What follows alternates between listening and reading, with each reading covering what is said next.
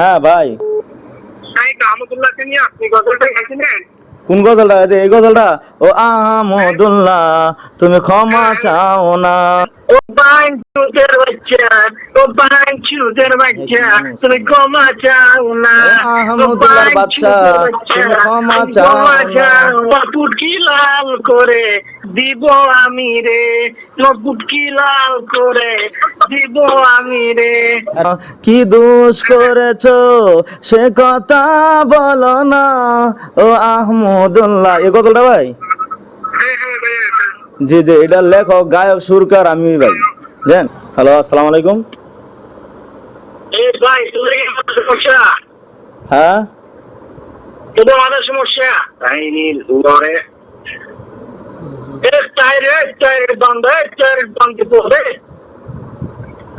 হ্যাঁ বলকে, জি হ্যালো। ভাই তোদের মাথার সমস্যা নাকি ভাই? ও আহমদুল্লাহ তুমি ক্ষমা চাও না, কি দোষ করেছো ভক্তের কাছে বলো না। ও বাঞ্চুদের বাচ্চা, ও বাঞ্চুদের বাচ্চা তুমি ক্ষমা চাও না। ও আহমদুল্লাহর বাচ্চা তুমি ক্ষমা চাও না। ও বাঞ্চুদের বাচ্চা তুমি ক্ষমা চাও না। ও বাঞ্চুদের বাচ্চা, ও আহমদুল্লাহর বাচ্চা তুমি ক্ষমা চাও না, কি দোষ করেছো সে কথা মোবাইলে কও না। তোমার পুটকি লাল করে দিব আমি রে, তোমার পুটকি লাল করে দিব আমি রে। আরে শোন শোন, তুই যে মানুষের বাচ্চা হইতে হুজুর লাগে খারাপ ব্যবহার করলি না, বুঝছস? মানুষের বাচ্চা না, বুঝে গেছে, বুঝছস? ও আহমদুল্লাহ তুমি ক্ষমা চাও না, কি দোষ করেছো সে কথা বলো না।